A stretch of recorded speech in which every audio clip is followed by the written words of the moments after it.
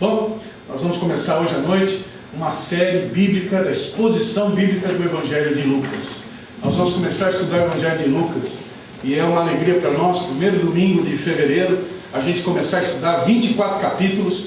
Vão ter mais do que 24 mensagens, a divisão que eu estou conseguindo fazer vai dar outras possibilidades, porque há muitas parábolas, há muitos assuntos interessantíssimos, e a gente vai estudar sobre o Evangelho de Lucas. E a primeira pergunta é essa: por que pregar este Evangelho? E eu quero expor para você sobre isso. E nós vamos orar e pedir a Deus que nos abençoe. Amém? Mas não adianta nada Lucas escrever um livro com 24 capítulos se você tiver de coração fechado para o que Lucas vai escrever. Aí não adianta nada, aí vira um livro. O gostoso é saber que são 24 capítulos de bênção para a sua vida sobre Jesus. E o que Ele quer é que você amplie a visão de quem é Jesus e aprenda sobre os seus ensinamentos e seja abençoado por Ele. Vamos pedir isso a Deus. Muito obrigado, Senhor, pela sua palavra. Muito obrigado pelos evangelhos. Obrigado por essa proposta de Lucas estar escrevendo para descrever Jesus, para nos ensinar quem é Ele e para ensinar aquilo que Ele ensinou, que são palavras de vida eterna. Bênção para nós. Por isso, abre o nosso coração para essa série, para as pessoas que podem ouvir esta mensagem ao redor do mundo, Senhor. Nós queremos pedir por nós que estamos aqui neste auditório, para todos que ouvem essa mensagem, a tua bênção, a tua graça salvadora, a tua graça restauradora. Traz pessoas de volta para o teu caminho, Senhor. Salva pessoas que estão perdidas e alcança o nosso coração edificando-nos na verdade, Pai. Muito obrigado por essa oportunidade de abrir a Tua Palavra, a Bíblia Sagrada, e estudar o que o Senhor tem de bênção para nós. Te agradecemos em nome de Jesus. Amém, Senhor. Amém. Então, aí sai a pergunta: por que, pastor? São 4 evangelhos: Mateus, Marcos, Lucas e João. Por que o senhor vai estudar Lucas? Então, nesses 4 evangelhos, cada um deles tem um objetivo. O evangelho de Mateus, que é o primeiro evangelho, foi escrito aos judeus. Ele está querendo transmitir aos judeus a mensagem de que as profecias do Antigo Testamento se cumpriram em Jesus. Por isso que tudo que Mateus quer é traduzir aos judeus aquela segurança. Sabe as profecias? Elas se cumpriram. Mateus capítulo 1, versículo 1 diz que Jesus é o descendente de Davi aguardado. Essa é uma mensagem direta aos judeus que Mateus quer através do seu evangelho. Marcos, o segundo evangelho, o evangelho de Marcos, ele escreve aos romanos. Ele fala sobre o ministério ativo de Jesus. Ele sempre mostra Jesus em atividade. Ele a gente chama de Marcos de um Spielberg dos evangelhos, porque ele mostra em ação. É o menor evangelho, mas cheio de vitalidade, de ação, demonstrando Jesus em suas ações. Lucas é grego, escreve aos gregos que podiam ser atendidos por ele, mas escreve a todos. Por isso, Lucas tem um alcance falando de Jesus como o homem perfeito. Ele é Deus também. E anuncia a todos, não só anuncia aos judeus. Lucas 19:10, se eu pudesse escolher, acho que eu diria que é o versículo central de Lucas. É o versículo chave. O Filho do Homem veio buscar e salvar o que se havia perdido. Vamos dizer juntos? Lucas 19:10. O Filho do Homem veio buscar e salvar o que se havia perdido. Em outras palavras, o Filho do Homem veio me buscar, aleluia, veio te buscar. Nós estávamos perdidos, diz a Bíblia, e o Senhor nos encontrou com seu amor. E o Evangelho de João, esse descreve de uma forma em discurso que Jesus é o Cristo, o Filho de Deus.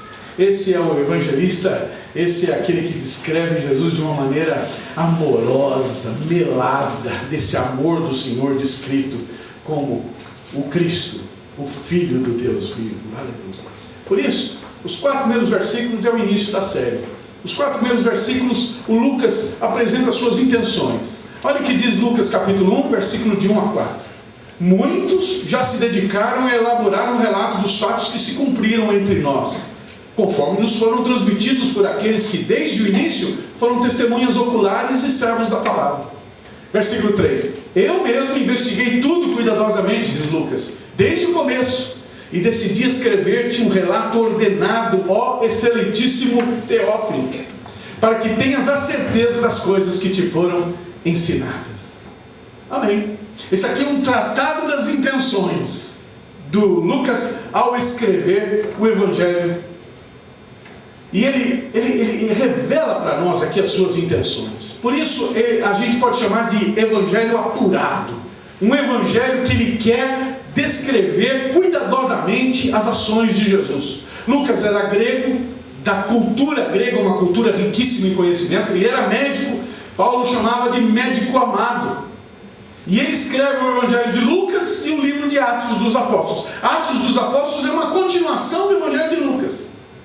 Ele escreve o evangelho com essa consciência médica, com essa influência médica, apurando e falando sobre Jesus. Por isso no versículo 2 ele relata que os servos da palavra passaram para ele os conhecimentos do que Jesus tinha feito. E ele pôde apuradamente escrever. Ele, por exemplo, fala sobre a febre da sogra de Pedro. Mateus 8,14 fala que era febre. Lucas capítulo 4, versículo 38 diz que era febre alta.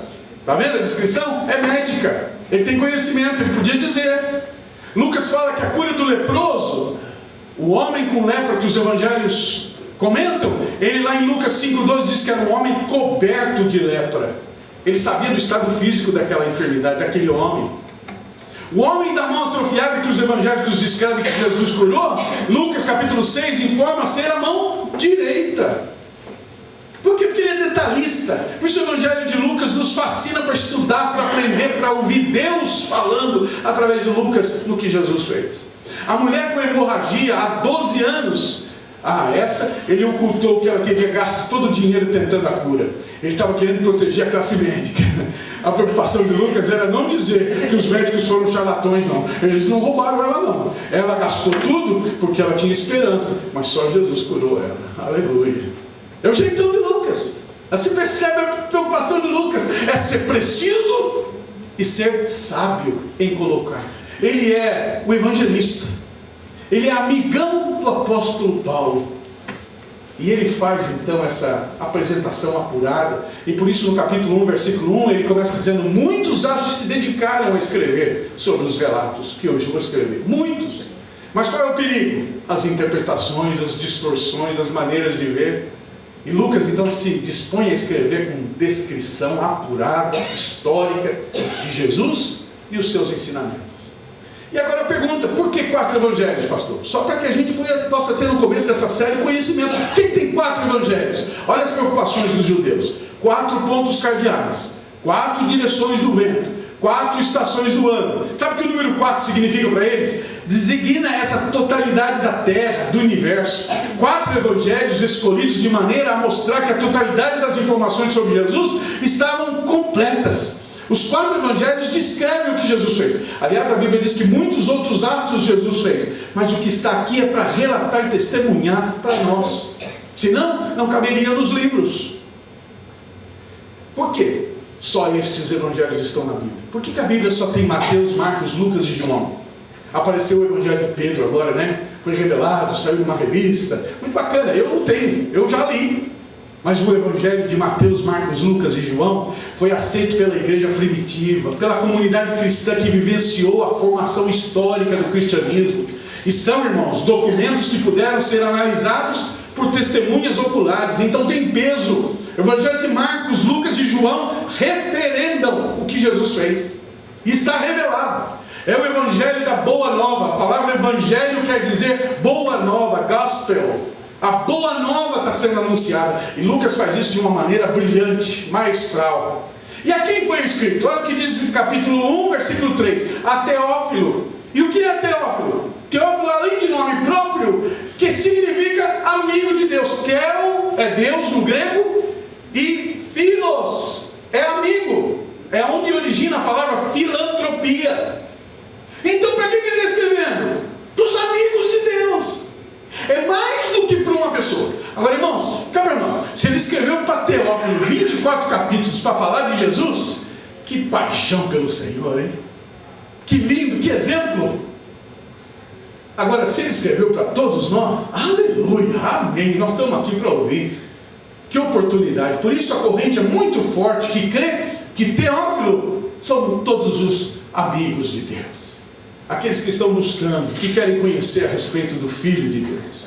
Por isso, a Teófilo, ele usa até o termo excelentíssimo Teófilo, alguém que com excelência ele escrevia apuradamente os detalhes.